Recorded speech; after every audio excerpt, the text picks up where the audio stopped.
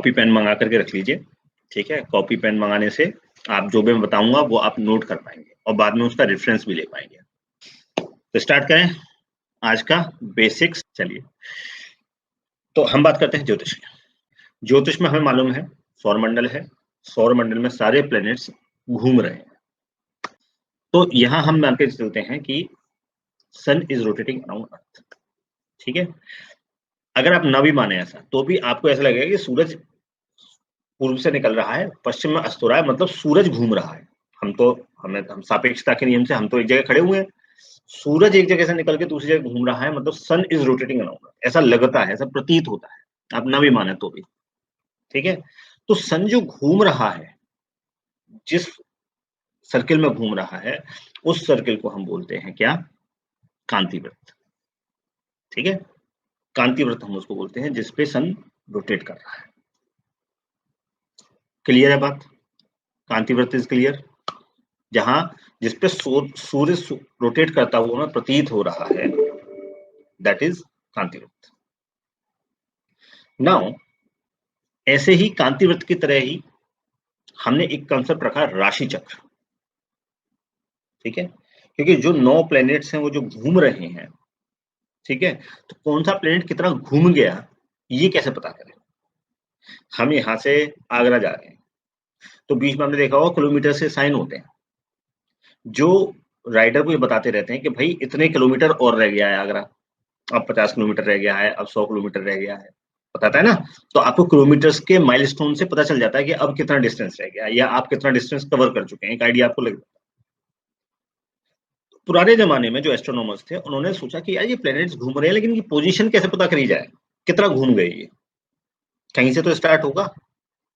तो उन्होंने क्या किया, उन्होंने जो जिस चक्र में प्लैनेट्स घूम रहे हैं वहां एक काल्पनिक चक्र मान लिया, जिसको उन्होंने बोला राशि चक्र, ठीक है। राशि चक्र भी क्या है? एक चक्र है, एक वृत्त है, जिसपे सारे प्लैनेट्स घूम रहे हैं, कोई भी वृत्त होगा उसके चारों तरफ घूम रहे हैं, ठीक है। एक हो गया कांतिवृत्त जिसपे सन रोटेट कर रहा है, एक हो गया राशि चक्र जिसमें सारे प्लैनेट्स रोटेट कर रहे हैं, ऐसा लग रहा है कि वो उस राशि चक्र में इस पोर्शन में आ गया तो इस राशि में है, इस पोर्शन में आ गया तो इस राशि में है, ऐसे करके हम एक आइडिया ले लेते हैं। और हमने उस राशि चक्र को 12 भागों में 12 प्लेसेस में डिवाइड कर दिया, क्योंकि राशियां कितनी होती हैं? 12 होती हैं। तो हमने क्या किया, 12 माइलस्टोन स्पेस में मान लिए, अज्यूम कर लिए कि 12 माइलस्टोन हैं, ये 12 माइलस्टोन 12 किलोमीटर की तरह से हैं। अब प्लेनेट यहां था, अब यहां है, अब यहां है, इसका मतलब ये इतना चल गया। अब हम कम से कम ये कैलकुलेशन कर सकते हैं, इनकी पोजीशनिंग कर सकते हैं एटलीस्ट। ये डिसाइड करने के लिए उन्होंने एक मान लिया कि 12 मतलब एक सर्किल है जिसके 12 पार्ट्स हमने कर दिए, 12 माइलस्टोन्स ले लिए, और उन 12 के हिसाब से हम डिसाइड कर सकते हैं कौन सा प्लेनेट्स कहां है। इतनी बात क्लियर आ गई, राशि चक्र क्लियर हो गया। एक सर्किल में कितने डिग्री होते हैं? तो एक दीपक शर्मा जी बता रहे हैं कि एक सर्किल में 360 डिग्री होते हैं। बहुत अच्छी बात है। अब 360 डिग्री को हमने 12 पार्ट्स 12 माइलस्टोन में डिवाइड किया, तो 12 पार्ट्स में डिवाइड किया 360 डिग्री को, तो एक राशि जो 12 डिवाइड की, एक राशि कितने डिग्री की हुई?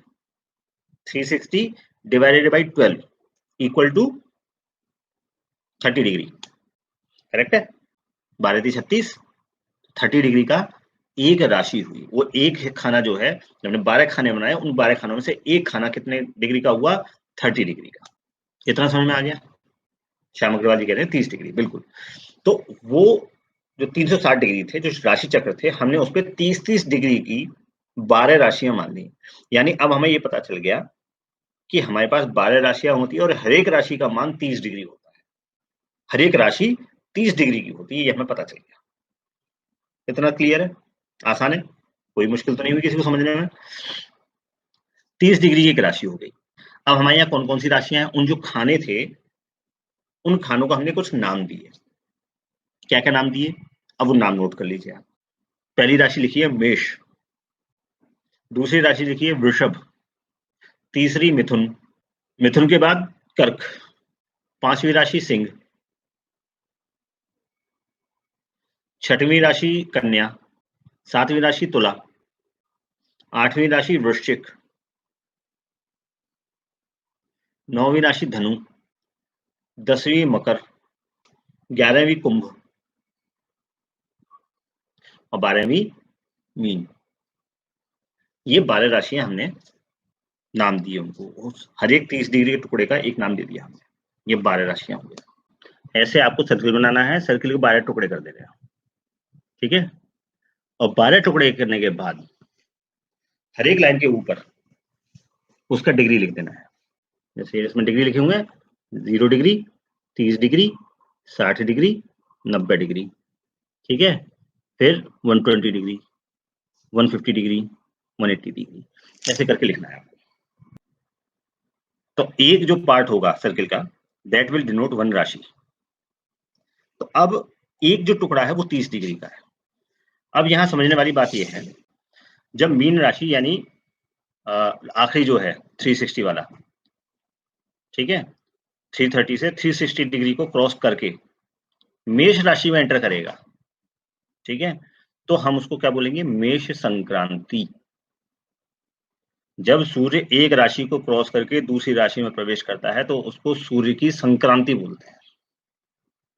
ये लिख लो आप, संक्रांति। सूर्य जब एक राशि को क्रॉस करके दूसरी राशि में प्रवेश करता है तो उसको सूर्य की संक्रांति कहते हैं। ऐसे ही सूर्य 12 राशियों में घूमता है, तो पूरे साल में कितनी संक्रांति हो गई, 12 संक्रांतियां। हमारे यहाँ सबसे फेमस है मकर संक्रांति। तो मकर संक्रांति कौन सी राशि है, मकर, देखिए धनु के बाद वाली राशि मकर है। और धनु राशि कहां पड़ रही है, देखिए आप उस सर्किल में 241 डिग्री, 240 से ऊपर 270 डिग्री तक धनु राशि है। जब सूरज धनु राशि को क्रॉस करके मकर राशि में घुसेगा, ठीक है, तो उसको हम बोलेंगे मकर संक्रांति, जो 14 जनवरी को पड़ती है, सब लोग जानते हैं इसको। क्लियर है बात। तो ये हो गई मकर संक्रांति। ऐसे ही साल में 12 संक्रांतियां अलग अलग पड़ती हैं। हमें केवल मकर संक्रांति के बारे में पता है क्योंकि मकर संक्रांति सबसे फेमस है। बाकी संक्रांतियों के बारे में हमें इतना नहीं पता होता, लेकिन पड़ती 12 संक्रांतियां हैं, ठीक है। हमारा न्यू ईयर कब पड़ता है, जब सूरज मेष राशि में मेष संक्रांति पड़ती है, तब हमारा जो है न्यू ईयर पड़ता है, क्योंकि मेष को हमने पहली राशि माना है। तो सूरज जब पहली राशि में घुसेगा तो हमारा न्यू ईयर होगा। अंग्रेजों की तरह हमारा 31 दिसंबर को या 1 जनवरी को न्यू ईयर नहीं होगा। क्लियर है बात। तो मेष संक्रांति कब पड़ेगी, मेष संक्रांति आप देखिए मीन राशि से निकल करके सूरज जब मेष राशि में घुसेगा, आखिरी राशि से जब पहली राशि में घुसेगा, तो वो करीब अप्रैल के आसपास का महीना होता है, ठीक है। तो वो जो अप्रैल में आता है वो हमारा क्या है, नववर्ष है। सूर्य की गति के हिसाब से हमारे यहाँ नववर्ष होता है, तो वो हमारा न्यू ईयर है अप्रैल के महीने में। ये बात क्लियर हो गई। एक संक्रांति से दूसरी संक्रांति के बीच में जब सूरज जाता है तो that duration is known as सौर मास। एक महीना सूरज का, उसको जाने में ठीक 1 महीना लगता है, एक संक्रांति से दूसरी संक्रांति में, ठीक है। इसको बोलते हैं सौर मास। ये भी लिख लीजिएगा, सौर मास क्या होता है। इस तरीके से हमारे यहाँ कितने सौर मास हो जाएंगे, 12 सौर मास हो जाएंगे। 12 संक्रांति हैं, 12 सौर मास हो गए, ठीक है। अच्छा, सूरज हमारे यहाँ हमने देखा कि एक राशि से दूसरी राशि में,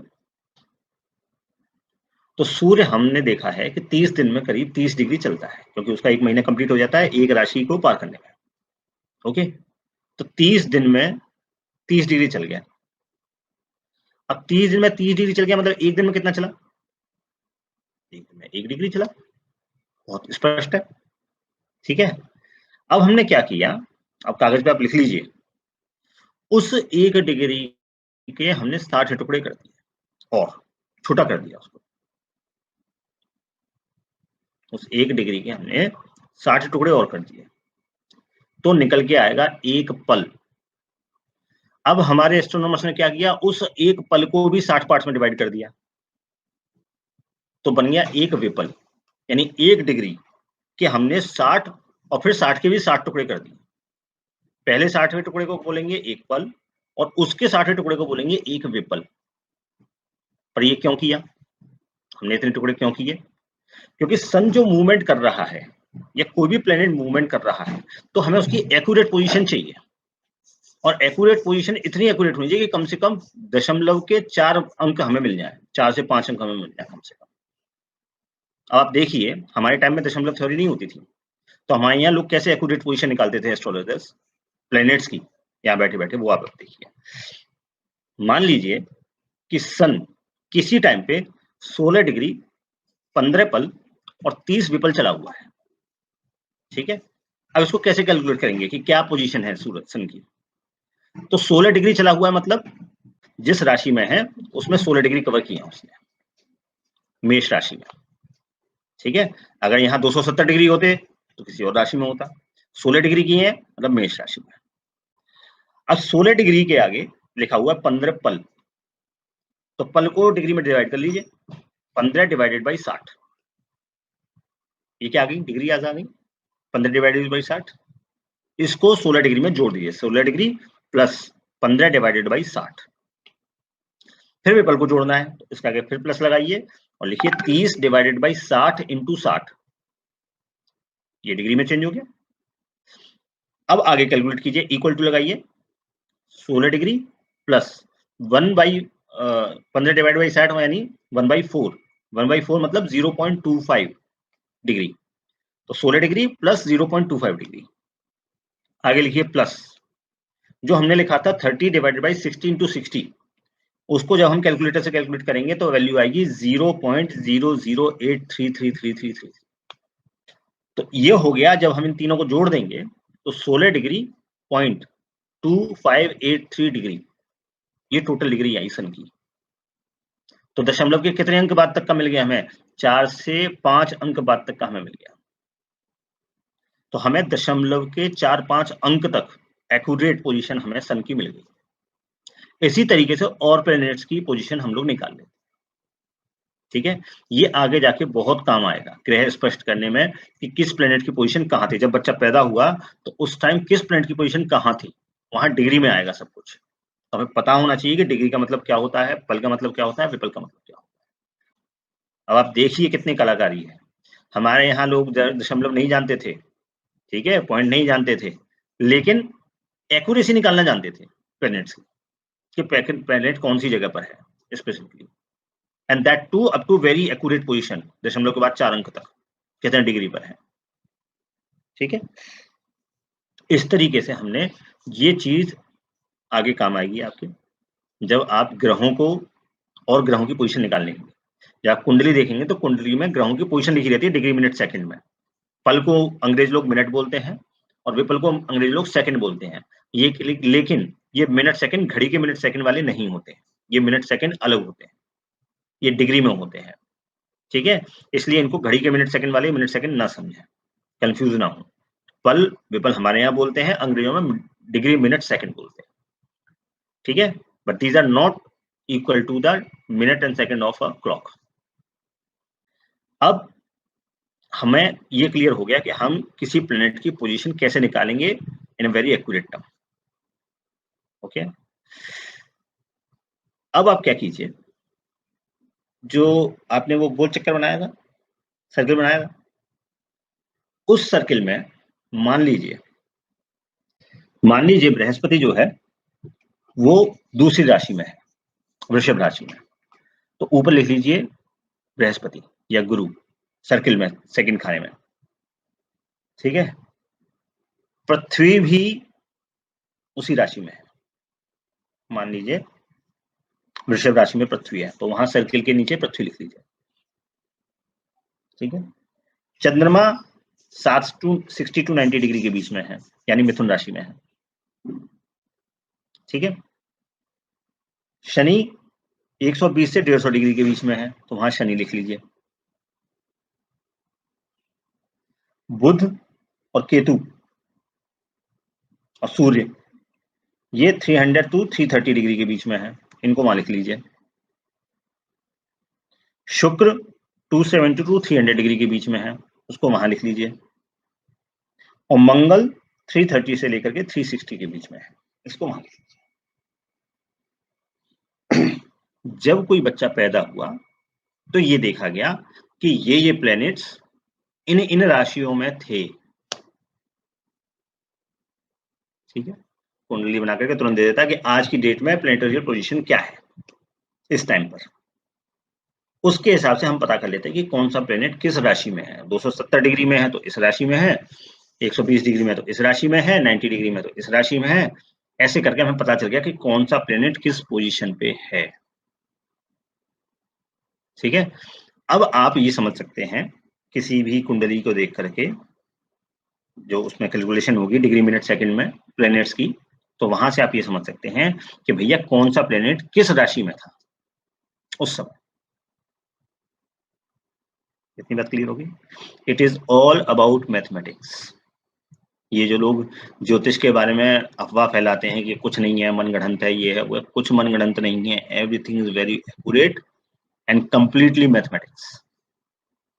ठीक है, जो लोग ज्योतिष का ज्या भी नहीं जानते हैं वो लोग आकर के हमें बताते हैं कि ज्योतिष कुछ नहीं है। ठीक है, तो आज के लिए मेरे ख्याल से दिमाग के लिए इतनी डाइट बहुत है।